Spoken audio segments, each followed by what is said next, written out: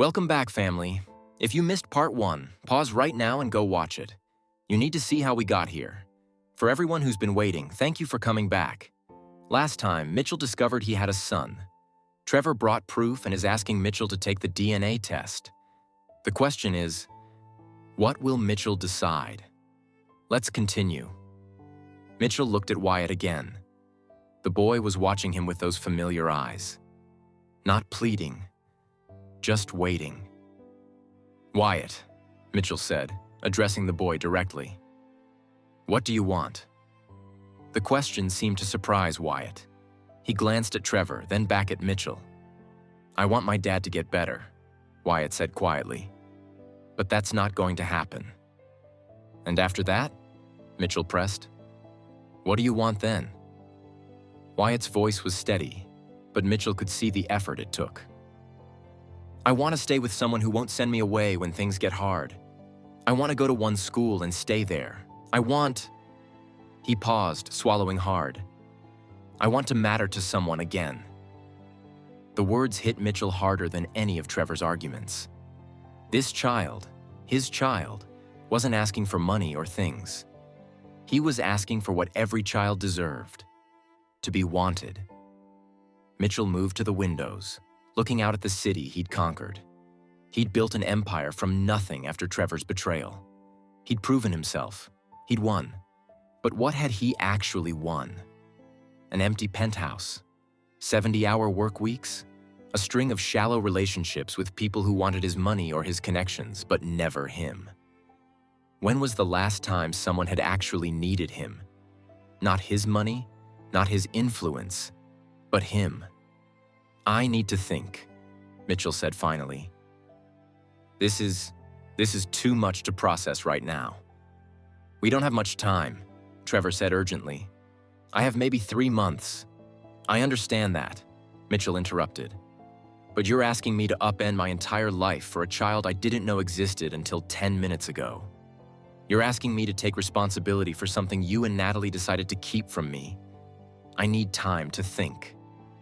Disappointment flooded Trevor's face.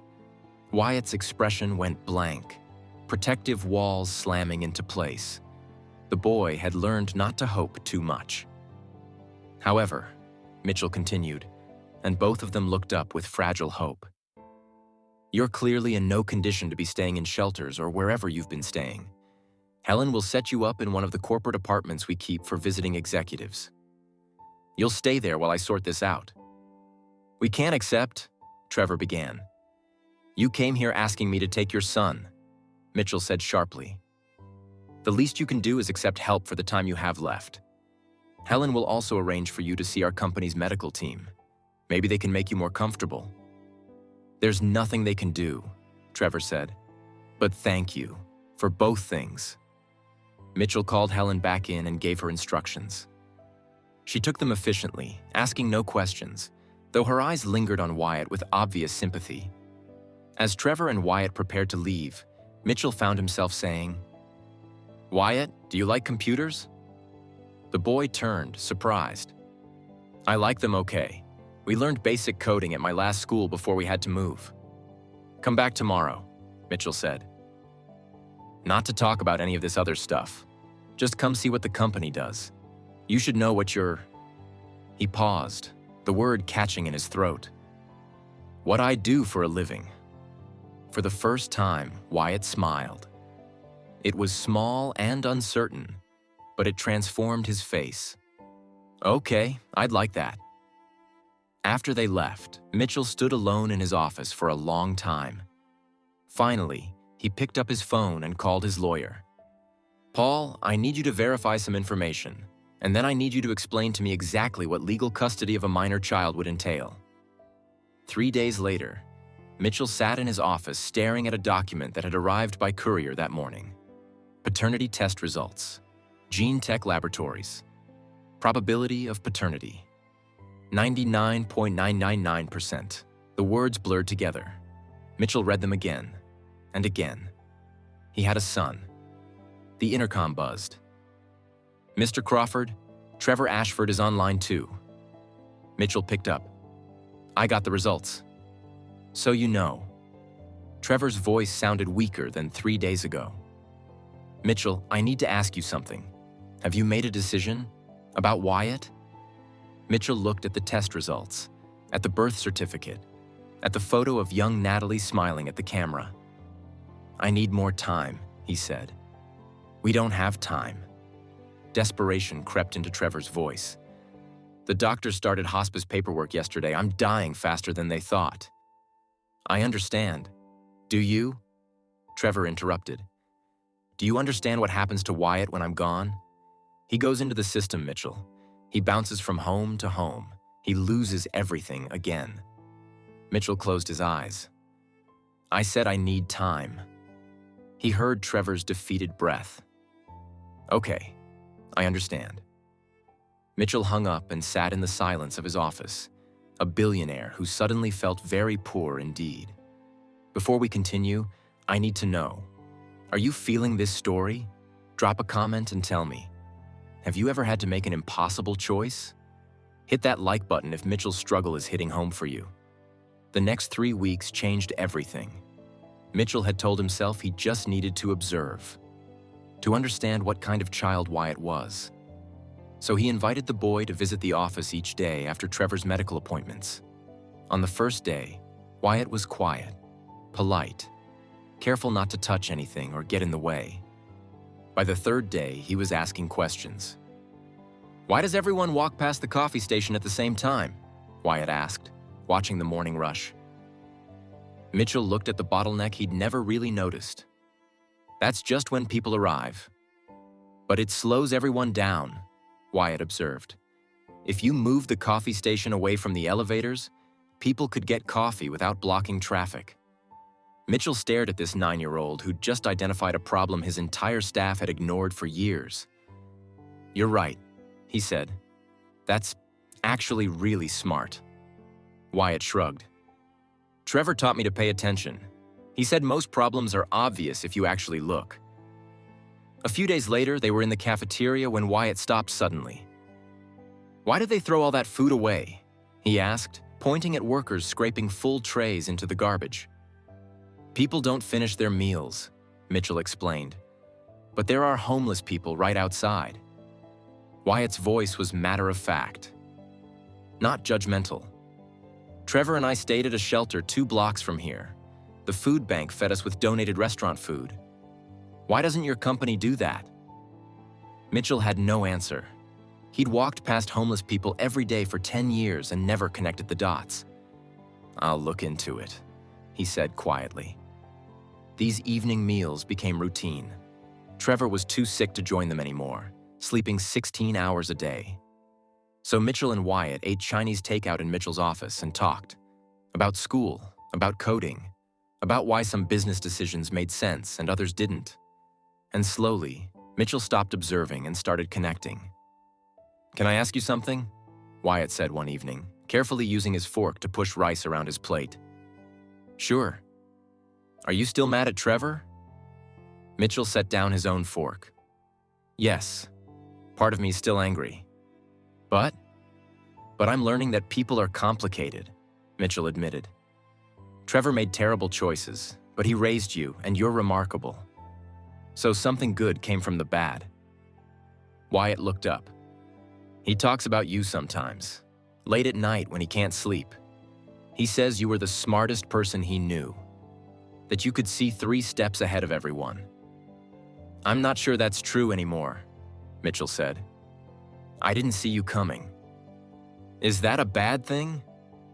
Mitchell looked at this boy who noticed things, who asked good questions, who'd survived more than most adults ever faced. "No, Wyatt," he said quietly. "I don't think it's bad at all." As the days passed, Trevor deteriorated rapidly. Mitchell visited the corporate apartment more often. He told himself it was to check on Wyatt, but gradually he admitted the truth.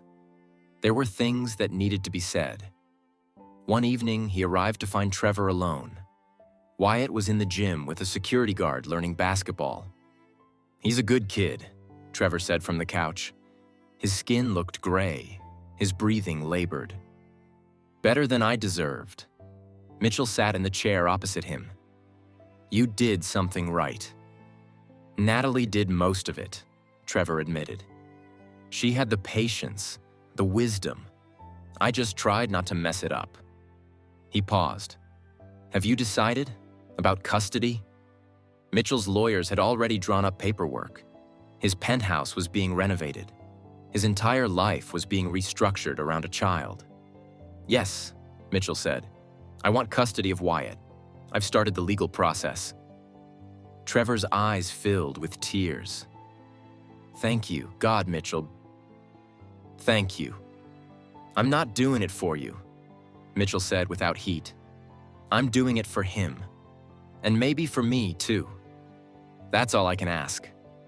Trevor wiped his eyes. There's something else. Something I should have said 10 years ago. Mitchell waited. I'm sorry, Trevor said, the words raw and honest. I'm sorry for stealing from you, for betraying your trust, for destroying everything we built.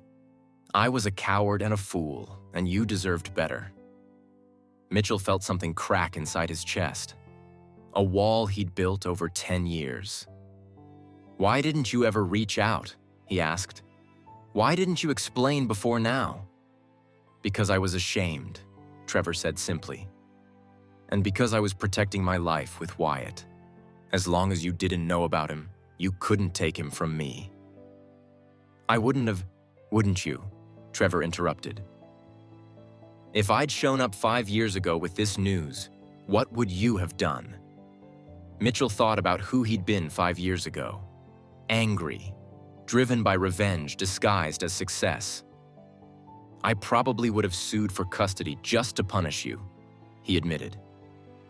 Exactly, Trevor said. But now you're different, successful enough that you have nothing to prove.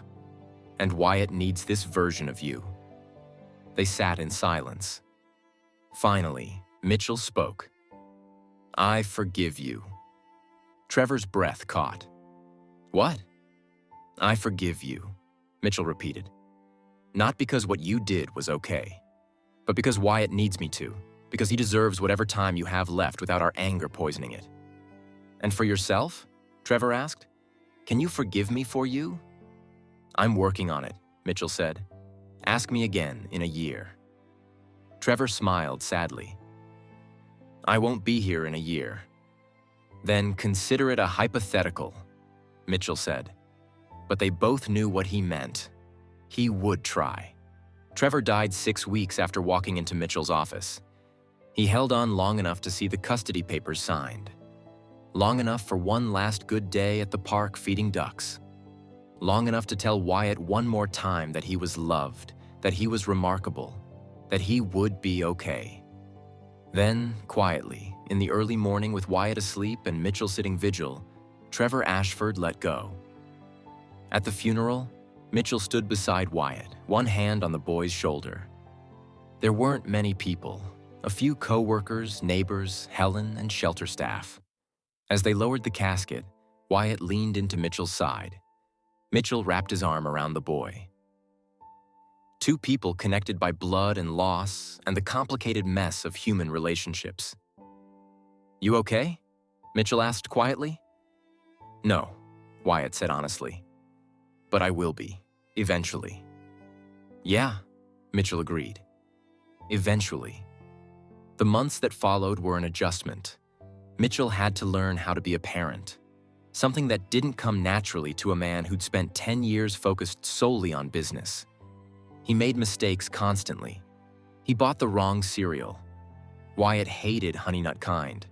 He forgot about the fall concert, came home to find Wyatt's hurt eyes trying to hide disappointment. He didn't understand 9-year-old social dynamics, why some kids were cool and others weren't. But he showed up. Every single day, he showed up. He learned to cook simple meals. He figured out homework help for subjects he'd forgotten. Long division, state capitals, the water cycle. He attended parent-teacher conferences and school plays and basketball games. And slowly, the penthouse transformed. Wyatt's artwork went up on the refrigerator.